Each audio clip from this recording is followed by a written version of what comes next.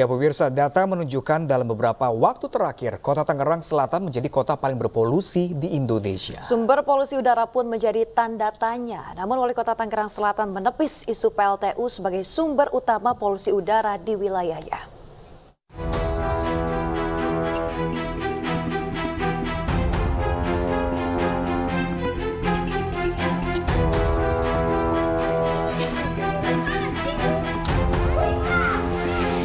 Beberapa waktu terakhir tingkat kualitas udara di Jakarta dan sekitarnya menunjukkan angka yang buruk.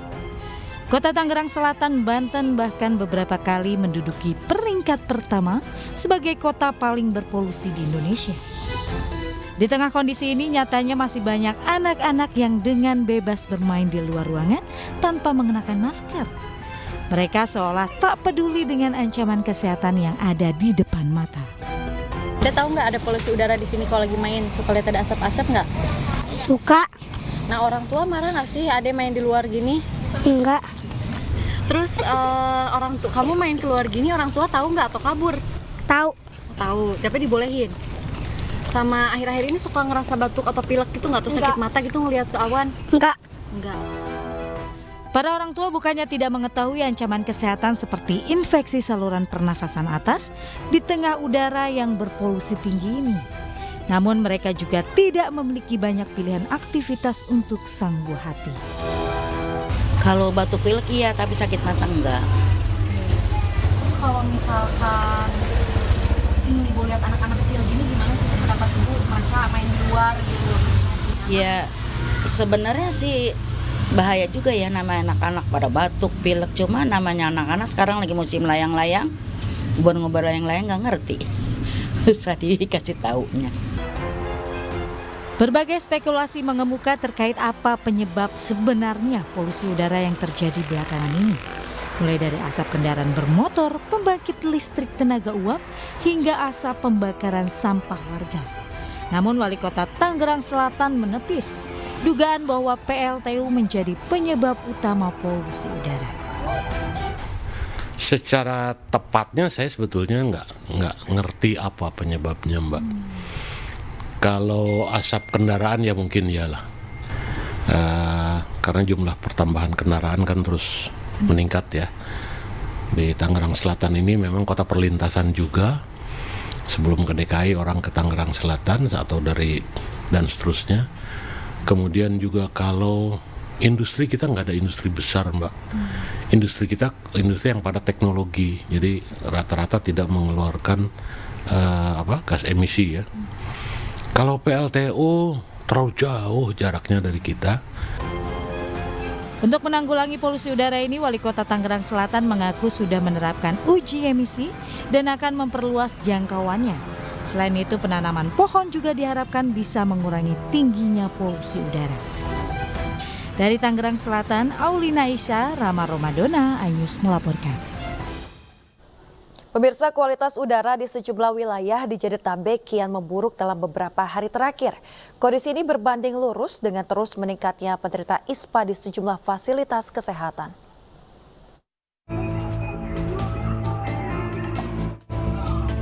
Berdasarkan data yang dikeluarkan oleh IQR di wilayah Kabupaten Serang, Banten, menunjukkan kualitas udara dalam kondisi tidak sehat. Salah satu penyebabnya yakni banyak industri di wilayah tersebut yang membuang sisa pembakarannya ke udara. Kondisi udara yang tidak sehat berdampak terhadap kesehatan masyarakat. Sejak beberapa bulan terakhir, jumlah penderita infeksi saluran pernafasan atas atau ISPA terus mengalami peningkatan. Berdasarkan data di Puskesmas Jawilan, warga yang menderita ISPA mengalami peningkatan lebih dari 10% dari bulan Januari hingga Juli 2023. Sebagian besar warga yang terserang ISPA masih berumur di bawah 10 tahun.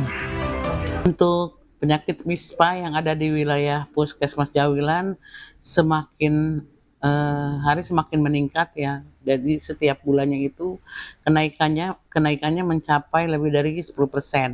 Dari kejadian dari Januari sampai dengan bulan Juli.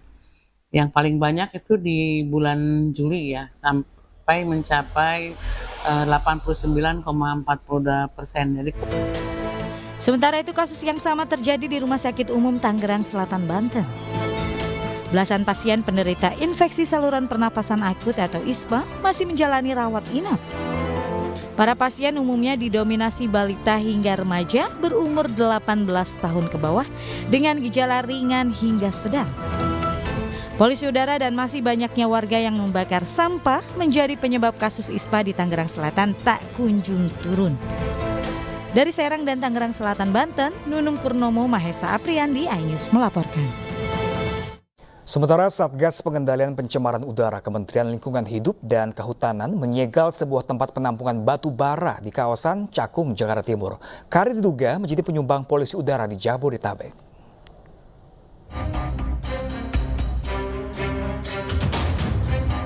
Tim Satgas Pengendalian Pencemaran Udara (KLHK) melakukan pengawasan secara langsung di sejumlah lokasi industri di kawasan Jakarta, Bogor, Bekasi, dan Kerawang. Saat pengawasan di sebuah tempat penampungan batu bara milik PT Maju Bersama Sejahtera di kawasan Cakung, Jakarta Timur, petugas mendapati adanya dugaan pelanggaran pencemaran udara. Sanksi tegas pun langsung diberikan berupa penyegelan tempat penampungan batu bara untuk bahan bakar pembangkit listrik tenaga uap tersebut. Selain itu, tim Satgas juga memberikan sanksi tegas berupa penghentian sementara kegiatan operasional PT Pindo Deli 3 di Karawang, Jawa Barat. Pabrik tersebut terbukti melanggar karena menimbun limbah yang menyebabkan polusi udara. 6 Satgas telah disebar ke sejumlah lokasi untuk melakukan pengawasan langsung industri yang diduga melakukan pelanggaran pencemaran udara. Kami sudah menerjunkan tim ke beberapa lokasi, ya.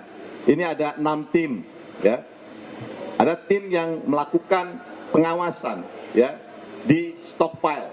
Stockpile itu adalah tempat penampungan dari batu bara yang akan digunakan untuk pembangkit listrik, tenaga uap ataupun PLTU maupun juga boiler-boiler. Ya, kita melakukan pengawasan di 2 lokasi untuk stockpile ini, ya. Penyegelan dan penghentian kedua industri itu dilakukan sambil mencermati lebih lanjut dampak dari kegiatan pabrik tersebut. Apakah cukup dihentikan sementara atau permanen? Dari Jakarta, Rani Sanjaya, iNews melaporkan. Pemirsa, buruknya kualitas udara di DKI Jakarta akibat polusi udara mengakibatkan masalah kesehatan, terutama pernapasan. Pemerintah Provinsi DKI Jakarta pun menambah 800 titik ruang terbuka hijau untuk membantu mengurangi permasalahan polusi udara.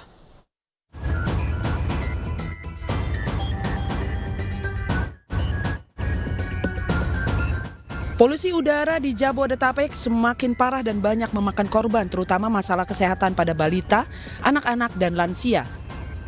Pasien ISPA dan pneumonia meningkat hingga 30%, sehingga bisa mencapai 200 ribuan pasien. Cara mengatasi polusi udara diantaranya Pemprov DKI Jakarta menambah 800 titik ruang terbuka hijau yang berfungsi sebagai paru-paru kota sehingga dapat membantu mengurangi permasalahan polusi udara di DKI Jakarta. Selain itu juga dengan melakukan kegiatan uji emisi kendaraan bermotor. Bahkan masyarakat diharapkan menggunakan transportasi umum serta menggunakan transportasi listrik. Konsentrasi ke jangka pendek itu juga ada 2. Yaitu pembatasan pergerakan kendaraan pribadi, yang kedua adalah pembatasan mobilitas warga. 800 titik RTH itu saya penasaran juga bentuknya apa? Apakah jalur hijau, ataukah hanya taman kecil, atau mungkin taman besar? Kalau untuk membangun taman besar, taman kota misalnya, atau taman dalam skala lebih luas ya, berupa hutan kota gitu, itu kan butuh waktu yang banyak ya. Artinya jangan hanya sekedar jumlah 800, tapi mohon didetailkan 800 titik RTH baru tadi berupa apa. Pemerintah Provinsi Jakarta mengupayakan berbagai cara untuk mengatasi buruknya kualitas udara. Selain menerapkan RTH, Pemprov DKI juga menerapkan aturan bekerja dari rumah sebesar 50% untuk ASN. Selanjutnya menerapkan teknologi modifikasi cuaca dengan membilas polusi udara selama 3 hari berturut-turut. KLHK, Kementerian Lingkungan Hidup dan Kehutanan berusaha dengan menanam pohon lebih dari 216.000 yang telah ditanam sejak bulan Oktober hingga Juli dan lebih dari 5 juta lebih tanaman yang ditanam. Yang sedang concern terhadap penanaman pohon sudah lebih dari 216.000 pohon ditanam periode Oktober sampai dengan Juli dan 5 juta lebih tanaman. Lalu ada work from home. Ini juga sudah kami terapkan dari tanggal 21 kemarin, dari hari Senin. Seluruh ASN Pemprov DKI Jakarta sudah menerapkan work from home. Kemudian kami juga sampai tahun 2030 ini ada pengoperasian 100 unit bis Transjakarta. Selanjutnya, Pemprov DKI Jakarta mulai melakukan tilang emisi kendaraan untuk mengurangi polusi udara. Untuk para pengendara bermotor dapat mengecek emisi kendaraan secara gratis di area parkir Manggala Wana Bakti Jakarta dan area parkir KLHK Kebonanas Jakarta mulai pukul 8 pagi hingga pukul 12 siang. Dari Jakarta, Anissa Septiarini, Dias Triawan, iNews melaporkan. Pemirsa, buruknya kualitas udara di ibu kota membuat banyak masyarakat akhirnya memilih destinasi untuk mengisi liburan yang penuh pohon rindang. Nah, salah satunya Tebet Eco Park. Sudah ada rekan kami Nata Arman di sana. Ya, selamat siang Nata. Apakah di weekend hari ini di polusi yang semakin memburuk di ibu kota ini masih banyak warga yang berliburkah di Taman Tebet Eco Park?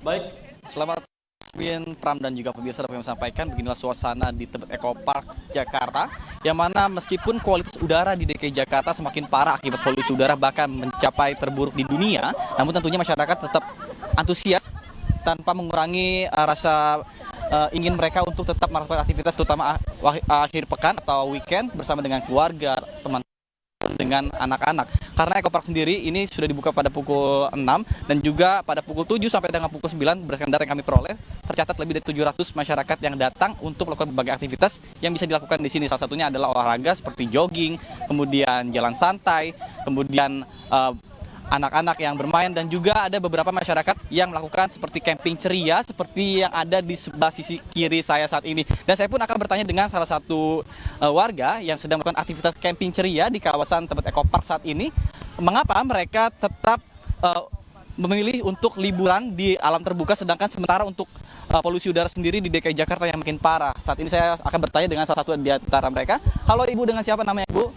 Saya Ibu Mary. Ibu Mary ini teman-temannya lagi pada apa ini? Tadi apa olahraga dulu apa gimana? Ya, tadi pagi sempat olahraga dulu, menikmati weekend di sini. Oke. Ibu, kenapa sih Bu? Kan udah tahu nih kalau misalnya kualitas udara di DKI Jakarta polusi udaranya makin parah nih.